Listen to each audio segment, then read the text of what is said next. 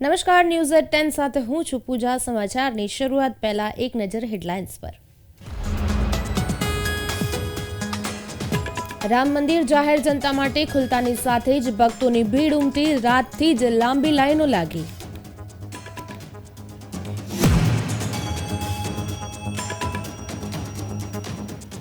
દિવસભર રામલલાના પ્રાણ પ્રતિષ્ઠા અને રાત્રે દીપોત્સવથી દેશભરમાં કરવામાં આવી ધામધૂમથી ભવ્ય ઉજવણી.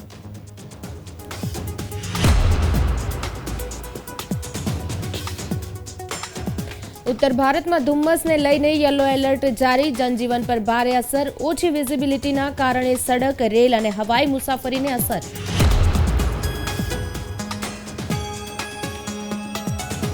રાજ્યમાં કાતિલ ઠંડીનો ચમકારો. મોટાભાગના શહેરોમાં તાપમાન ગગડ્યું. 10.4 ડિગ્રી તાપમાન સાથે નલિયા સૌથી ઠંડુ શહેર.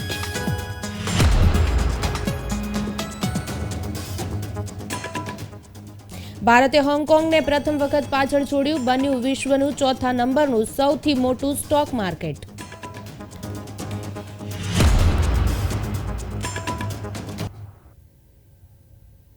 વિગતવાર સમાચારની વાત કરીએ ત્યારે 22 જાન્યુઆરીએ ભારત હોંગકોંગને પાછળ છોડીને માર્કેટ કેપિટલાઇઝેશનની દ્રષ્ટિએ વિશ્વનું ચોથું સૌથી મોટું સ્ટોક એક્સચેન્જ બન્યું છે. હાલમાં અમેરિકા વિશ્વનું સૌથી મોટું બજાર છે. રિપોર્ટ અનુસાર ભારતીય શેર બજારે પ્રથમ વખત હોંગકોંગને પાછળ છોડી દીધું છે. ભારતના શેર માર્કેટનું કેપિટલાઇઝેશન હોંગકોંગના $4.29 વટાવીને $4.33 ટ્રિલિયન સુધી પહોંચી ગયું છે. આવી સ્થિતિમાં ભારત વિશ્વનું ચોથું સૌથી મોટું ઇક્વિટી શેર માર્કેટ બની ગયું છે.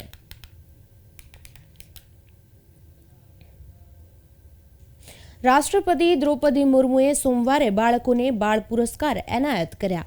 રાષ્ટ્રપતિએ 6 કેટેગરીમાં બાળ પુરસ્કાર આપ્યા હતા, જેમાં 7 બાળકોને કળા અને સાંસ્કૃતિક માટે, એકને બહાદુરી માટે, એકને ઇનોવેશન માટે, એકને વિજ્ઞાન અને ટેકનોલોજી માટે, 4ને સમાજ સેવા માટે અને 5ને રમતગમત માટે રાષ્ટ્રીય બાળ પુરસ્કાર 2024 એનાયત કરવામાં આવ્યા હતા. આ વખતે આ બાળ પુરસ્કાર અસાધારણ બહાદુરી, કલાત્મક કૌશલ્ય, નવીન વિચારસરણી અને નિસ્વાર્થ સેવા માટે 18 રાજ્યો અને કેન્દ્ર શાસિત પ્રદેશોના 19 બાળકોને આપવામાં આવ્યા, જેમાં 9 છોકરાઓ અને 10 છોકરીઓનો સમાવેશ થાય છે.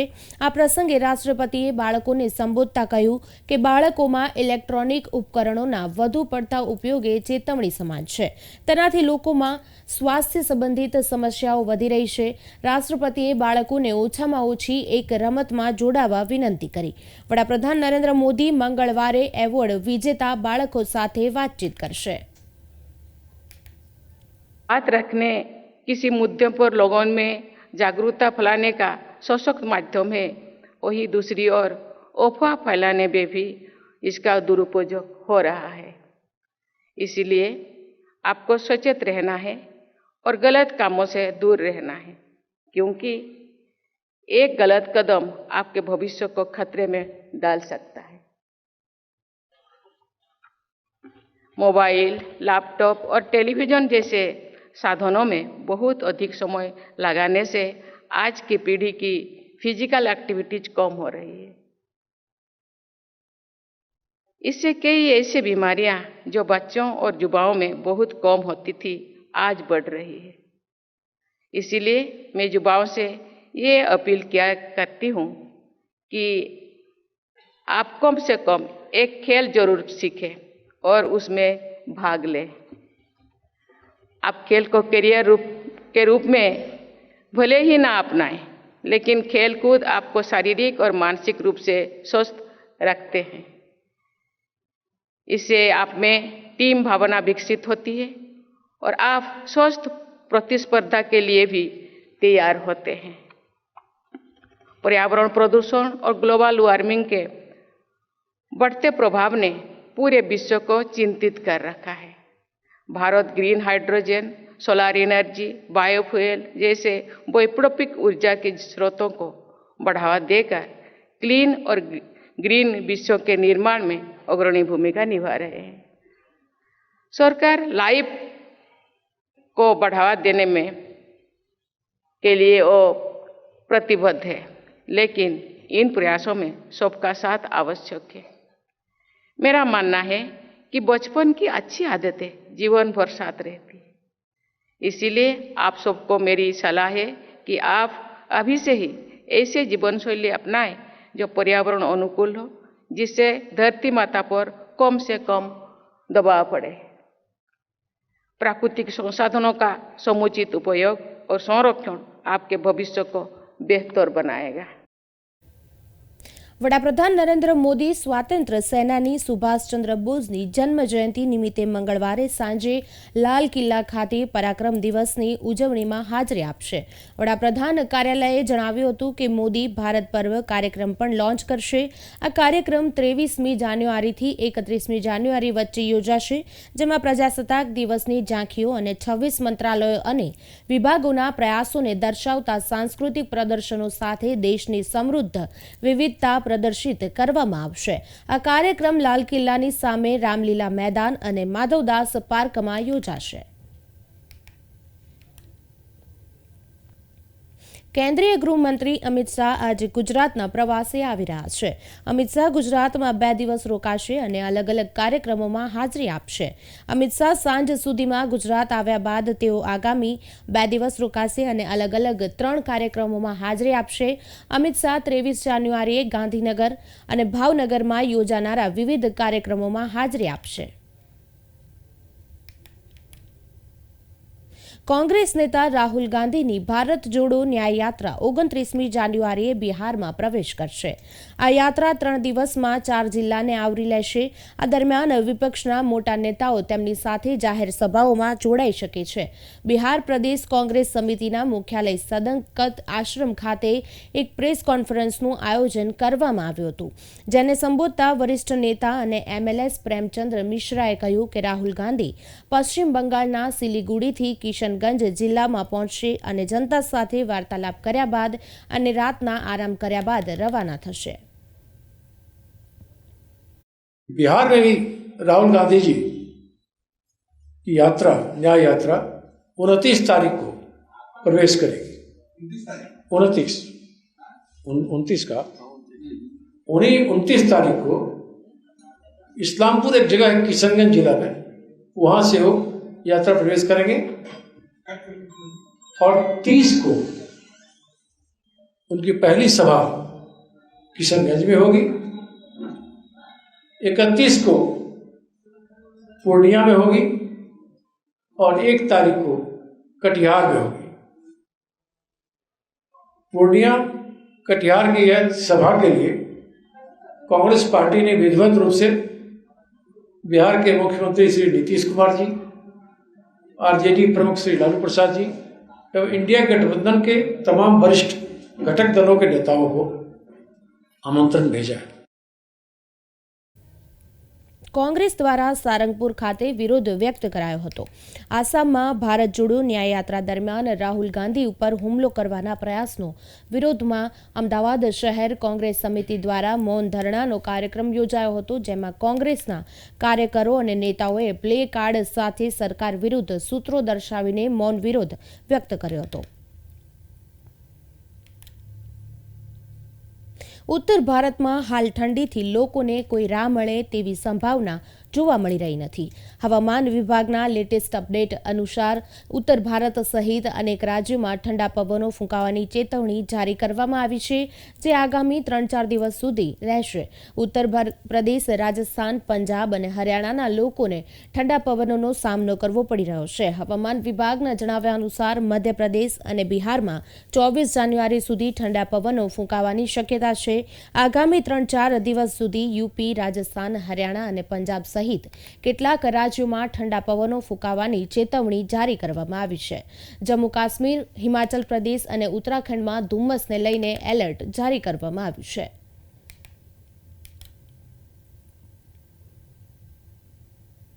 હવામાન વિભાગે દિલ્હી અને એનસીઆરમાં ગાઢ ધુમ્મસને પગલે આગામી કેટલાક દિવસો માટે યલો એલર્ટ જારી કર્યું છે. ત્યારે હવામાન વિભાગે મંગળવારે સવારે મધ્યમથી ગાઢ ધુમ્મસ રહેવાની આગાહી કરી છે. ભારતીય રેલવેના ડેટા અનુસાર ઉત્તર ભારતના કેટલાક ભાગોમાં ગાઢ ધુમ્મસના કારણે દિલ્હી આવતી 23 ટ્રેનો મોડી ચાલી રહી છે. દિલ્હીના મુખ્ય વેધર સ્ટેશન સફદરજંગે સવારે 5:30 વાગે 500 મીટરની વિઝિબિલિટી રેકોર્ડ કરી હતી, જ્યારે ઇન્દિરા ગાંધી ઇન્ટરનેશનલ એરપોર્ટ પર સવારે 6:30 વાગ્યે વિઝિબિલિટી 1000 મીટર હતી.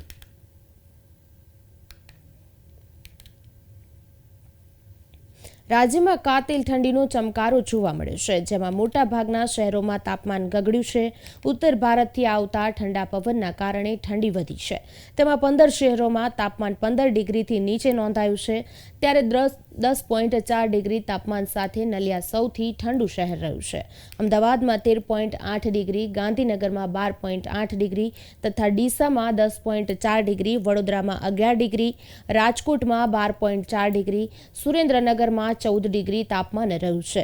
હવામાન વિભાગના જણાવ્યા અનુસાર 3 દિવસ દરમિયાન લઘુત્તમ તાપમાનમાં કોઈ મોટો ફેરફાર જોવા નહીં મળે, જે બાદ ગુજરાતમાં 2 થી 3 ડિગ્રી તાપમાન વધી શકે છે. આ સાથે અમદાવાદ અને તેની આસપાસના વિસ્તારોમાં આજે આકાશ સ્વચ્છ રહે તેવી શક્યતા છે. આ સાથે લઘુત્તમ તાપમાન 13 ડિગ્રીની આસપાસ રહે તેવી શક્યતા છે. અમદાવાદ મ્યુનિસિપલ કોર્પોરેશનના યુસીડી વિભાગ દ્વારા અચાનક હાર્ટ એટેક આવી જાય તો પ્રાથમિક સારવાર કઈ રીતે આપવી તે વિષયે આશ્રયગૃહ ખાતે સેમિનાર યોજવામાં આવ્યો હતો. હાર્ટ એટેક એક ઇમરજન્સી મેડિકલ કન્ડિશન છે, જેમાં દર્દીને તરત જ હોસ્પિટલ લઈ જવાની જરૂર પડે છે. આ સ્થિતિમાં જો સમયસર દર્દીને મેડિકલ હેલ્પ ન મળી તો મોતનો ખતરો વધી જાય છે. હૃદયરોગના હુમલાના કિસ્સામાં દર્દીને તરત જ પ્રાથમિક ઉપચાર CPR આપવાથી દર્દીનો જીવ બચી શકે છે. મનપાના યુસીડી વિભાગ દ્વારા ઓઢવ રિંગ રોડ આશ્રયગૃહ ખાતે સેલ્બી હોસ્પિટલના સહયોગથી હાર્ટ એટેકના કિસ્સામાં દર્દીને તાત્કાલિક CPR આપી જીવ કેવી રીતે બચાવી શકાય તે માટે સેમિનારનું આયોજન કરવામાં આવ્યું હતું. ગુજરાત રાજ્યને તેના સામાજિક, રાજકીય, ઔદ્યોગિક અને સાંસ્કૃતિક વિકાસ થકી દેશને હંમેશા નવી દિશા ચીંધી છે. આ ઉપક્રમે બરકરાર રાખતા ચાલુ વર્ષે રાજ્યના સાંસ્કૃતિક વારસાને ઉજાગર કરતા ટેબ્લો ધોરડો ગુજરાતના સરહદી પ્રવાસના વૈશ્વિક ઓળખ વિષય આધારિત ઝાંખીનું તારીખ 26 જાન્યુઆરી 2024ના રોજ નવી દિલ્હીના કર્તવ્ય પથ પર આયોજિત પ્રજાસત્તાક પર્વની રાષ્ટ્રીય પરેડમાં પ્રદર્શન કરવામાં આવશે. સમગ્ર વિશ્વમાં ગુજરાતનો નકશો અને ભૂંગા તરીકે કચ્છી ઘરોથી ઓળખાતા ધોરડોને દર્શાવવાની સાથે આ ટેબ્લોમાં સ્થાનિક હસ્તકલા, રોગાનકલા, કચ્છી પરંપરાગત સંગીત અને કૌશલ્ય સહિતની બાબતોને દર્શાવવામાં આવી છે. ટૂંક સમયમાં કેન્દ્રીય બજેટ રજૂ થનાર છે, તેની સાથે જે વિવિધ ઘણા ઉદ્યોગો અપેક્ષાઓ વ્યક્ત કરી રહ્યા છે, તે સાથે બજેટ 2024 પહેલા દેશમાં સ્ટાર્ટઅપ ઇકોનોમિક સિસ્ટમે નવી નીતિની માંગ કરી છે. જોકે આ વખતે રજૂ થનારું બજેટ વચગાળાનું બજેટ હશે. આ વખતે રજૂ થનારા બજેટને લઈને સામાન્ય નાગરિકો, ઉદ્યોગકારો અને નોકરિયાત વર્ગ તેમજ વેપારી વર્ગ અનેક આશાઓ અને અપેક્ષાઓ લઈને બેઠા છે. જેમ કે ભારતના ઉદ્યોગ પણ છૂટા કરાયેલા કર્મચારીઓને સિસ્ટમમાં પાછા મૂકવા માટે પુનઃ કૌશલ્ય કાર્યક્રમોની રાહ જોઈ રહ્યું છે. They have to come out with a new innovative startup policy, new innovative how to reskill the laid off employees and put them back into the mainstream so that we'll become the global workforce, AI related, domain related this thing, so that the Indian consumerism will increase and job market also will flourish and whole economy will go up. નિષ્ણાંતો startups માટે વૈકલ્પિક ભંડોળની આશા રાખી રહ્યા છે અને ઉદ્યોગના વિકાસને અવરોધે છે તે અવરોધો દૂર થશે તેવી અપેક્ષા રાખી રહ્યા છે. One is, I think we need to figure out a way to fund deep tech startups. So set aside some patient capital, because like as we know, the venture ecosystem is very active, but venture funds by their very nature have a limited duration, say 7 years and thereabouts, which sometimes for deep tech may not be adequate. So some thoughts on specific capital allocation. આ budget નવી સરકારની રચના ન થાય ત્યાં સુધી સરકારના ખર્ચને પહોંચી વળવા માટે સામાન્ય ચૂંટણીઓ પહેલા વોટ ઓન એકાઉન્ટ હશે. there should be a waiver of the number of years of experience, etc., for startups if they are able to provide the solutions. Second thing is GST and other things also are bottlenecks. Some people need specific machineries, right, which need to be imported. There should be relaxation in the duty norms. જો કે નવી સરકારની રચના બાદ આ વર્ષે જુલાઈ મહિનામાં સંપૂર્ણ budget રજૂ કરવામાં આવશે. જુલાઈ માસમાં રજૂ થનારું બજેટ દેશના નાગરિકો માટે આશાનું બજેટ હશે તેવી આર્થિક જગતમાં ચર્ચા છે. બ્યુરો રિપોર્ટ, પ્રવેગ ટીવી. હવે વાત કરીએ રામ મંદિર પ્રાણ પ્રતિષ્ઠા મહોત્સવની.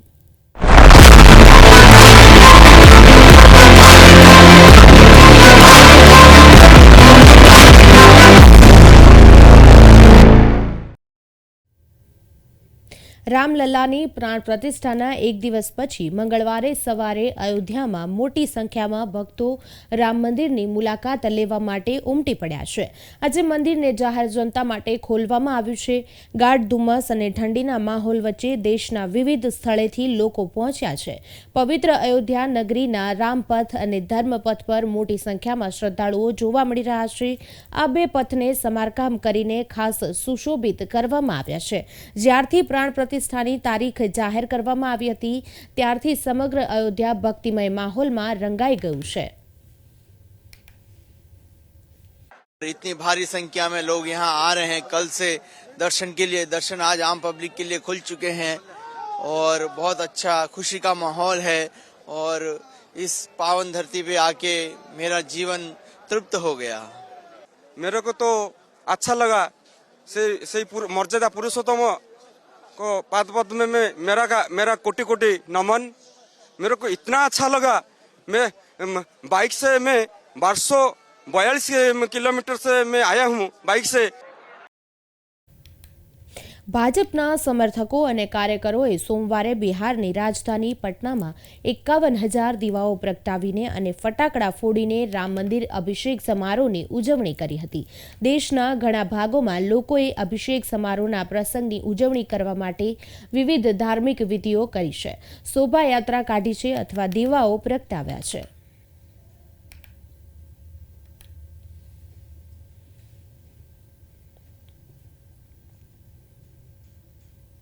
અયોધ્યામાં રામલલ્લાના અભિષેકની ઉજવણી માટે સોમવારે સાંજે ઓડિશાના સંબલપુરમાં સરોવર ઘાટ પર 1,11,111 દીવા પ્રગટાવવામાં આવ્યા હતા. રાજ્યભરના રસ્તાઓ, ઘરો અને બજારોને ફૂલો, ભગવા ધ્વજ, રોશની અને દીવાઓથી શણગારવામાં આવ્યા હતા. આ પ્રસંગે મોટી સંખ્યામાં લોકોએ એકઠા થઈને દીવા પ્રગટાવ્યા હતા અને એકબીજાને શુભેચ્છા પાઠવી હતી.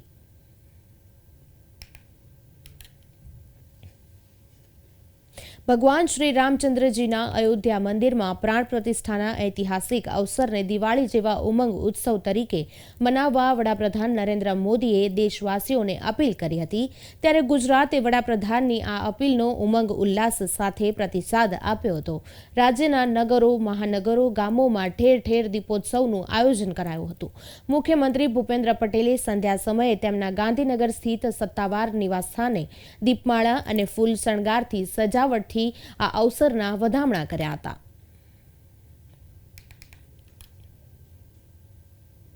સોમવારે અમદાવાદ સમગ્ર દિવસ દરમિયાન રામમય બની ગયું હતું. અયોધ્યામાં ભગવાન રામના મંદિરમાં ઐતિહાસિક પ્રાણ પ્રતિષ્ઠાનો મહોત્સવ યોજાયો હતો. ત્યારે અમદાવાદના મેમનગરના સુભાષ ચોક સ્થિત ભીડભંજન હનુમાન મંદિર ખાતે રામમૂર્તિ પૂજન કાર્યક્રમ યોજાયો હતો. આ નિમિત્તે વિશેષ આરતી પણ કરવામાં આવી હતી. અમદાવાદ મહાનગરપાલિકાના સ્ટેન્ડિંગ કમિટીના ચેરમેન, મેમનગરના કોર્પોરેટરો તેમજ ભાજપના નેતા અને સ્ટેડિયમ વોર્ડના પ્રભારી કમલેશ બ્રહ્મભટ્ટ સહિત આગેવાનોએ આરતી અને પૂજનમાં ભાગ લીધો હતો.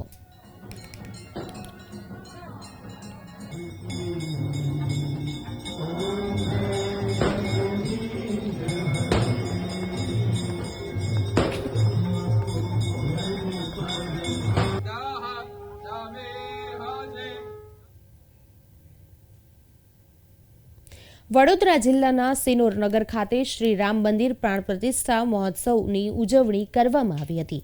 ભવ્યાતિ ભવ્ય રીતે આ ઉજવણીનો પ્રારંભ વિશાળ શોભાયાત્રાથી થયો હતો. રામધૂન અને રામ ભજનો સાથે નગરજનો કેસરિયા ધ્વજ હાથમાં ધારણ કરીને શોભાયાત્રામાં જોડાયા હતા. નર્મદા તટના આ નગરમાં મહિલાઓ, બાળકો, વૃદ્ધો અને યુવકો મોટી સંખ્યામાં શોભાયાત્રામાં સામેલ થયા હતા. શ્રી રામના જયઘોષથી સમગ્ર નગરના માર્ગો ગુંજી ઉઠ્યા હતા. વિવિધ માર્ગો પર શોભાયાત્રાએ પરિભ્રમણ કર્યું હતું, જેમાં શિનોર નગરના રાજકીય સામાજિક અગ્રણીઓ પણ જોડાયા હતા. મોડી સાંજે નગરમાં દીપોત્સવ પણ મનાવાયો હતો.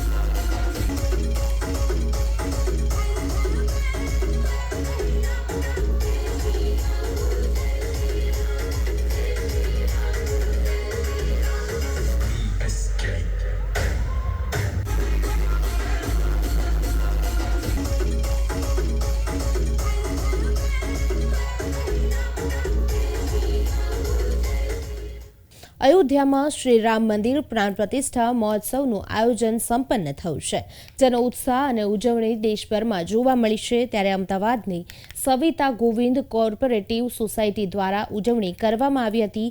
બાળકોથી માંડી વૃદ્ધોએ ડ્રેસ કોડ મુજબના કપડાં પહેર્યા હતા. ભગવા રંગના કપડાં પહેરી રામ ભગવાન લખેલો ખેસ પહેર્યો હતો.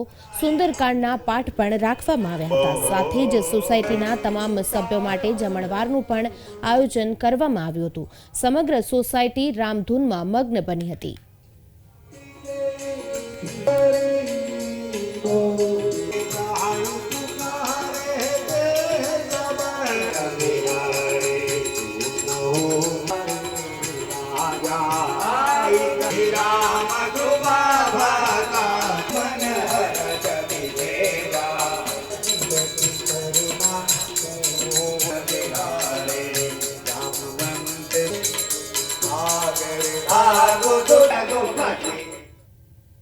રામ અયોધ્યામાં જે પ્રાણ પ્રતિષ્ઠા રામલલ્લાની થઈ એની અમને બહુ જ ખુશી છે. નરેન્દ્ર મોદી સાહેબની સરકાર દ્વારા અને યોગીજી મહારાજના સહયોગથી જે રામ લલ્લાની પ્રતિષ્ઠા થઈ એમાં અમે જઈ નથી શક્યા અત્યારે ઘણી જ ભીડ હોવાના કારણે, પરંતુ ત્યાં આગળ જે પ્રસાદના રૂપે અમે અહીંયા આગળ બધા જ સોસાયટીના મિત્રો સાથે રહી અને બહુ ધામધૂમથી એની ઉજવણી કરી રહ્યા છીએ. અયોધ્યામાં રામ મંદિરમાં રામલલ્લાની પ્રાણ પ્રતિષ્ઠા કરવામાં આવી છે, જેને લઈ આજે સમગ્ર દેશમાં ઉત્સાહનો માહોલ જોવા મળી રહ્યો છે. અમદાવાદના નવા વડજ વિસ્તારમાં લોકો રામ ભક્તિમાં લીન થયા છે.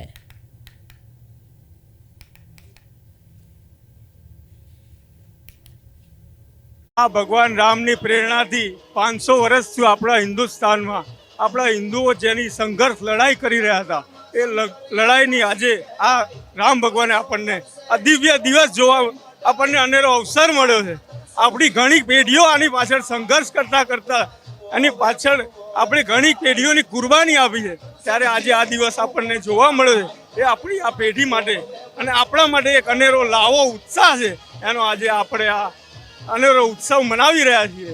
એ બદલ આપણે ભગવાન શ્રી રામનો આપણને પણ એક અનેરો ઉત્સાહ છે. આજનો દિવસ સોના કરતા પણ મોંઘો છે. જય શ્રી રામ.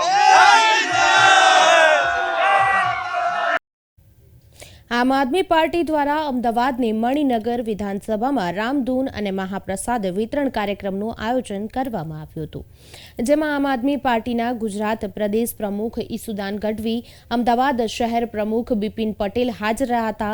સાથે જ આમ આદમી પાર્ટીના સંસ્થાપક સભ્ય ભરત પંચાલ, મણિનગર વિધાનસભાના અધ્યક્ષ વિપુલ પટેલ, અમદાવાદ શહેરના ટ્રેડ વિંગ પ્રમુખ સુરેશ જેઠવાની સહિત પ્રદેશના તથા સ્થાનિક પદાધિકારીઓ, વિવિધ ફ્રન્ટલ સંગઠનના હોદ્દેદારો, કાર્યકર્તાઓ અને મોટી સંખ્યામાં જાહેર જનતાએ મહાઆરતી અને પ્રસાદનો લાભ લીધો હતો.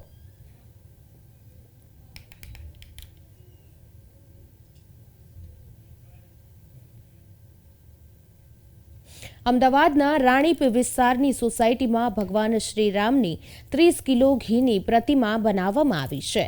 આ પ્રતિમા ઓઢવના હંસાબેન દ્વારા તૈયાર કરવામાં આવી છે.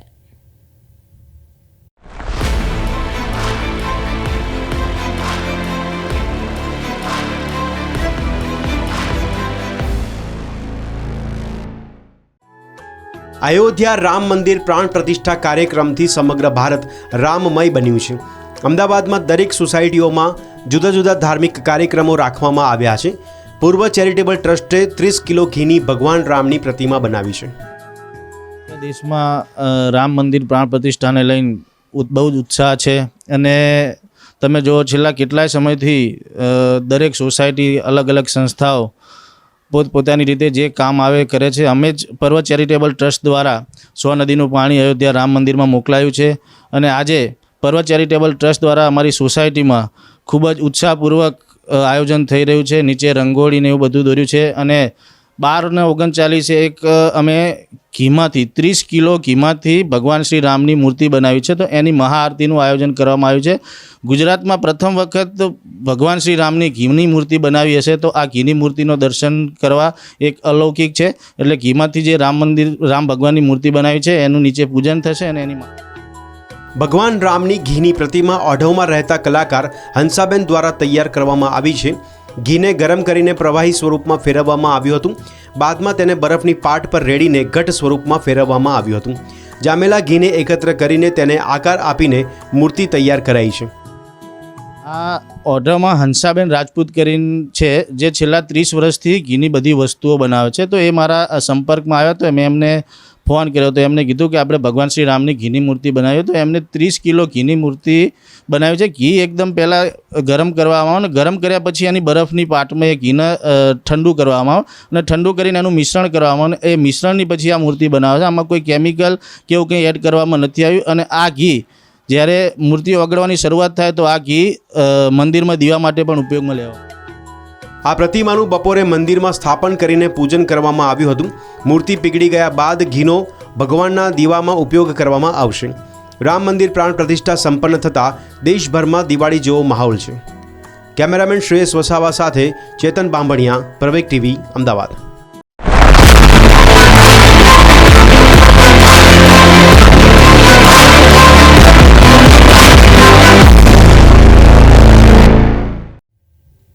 સમાચારોમાં બસ આટલું જ. નમસ્કાર.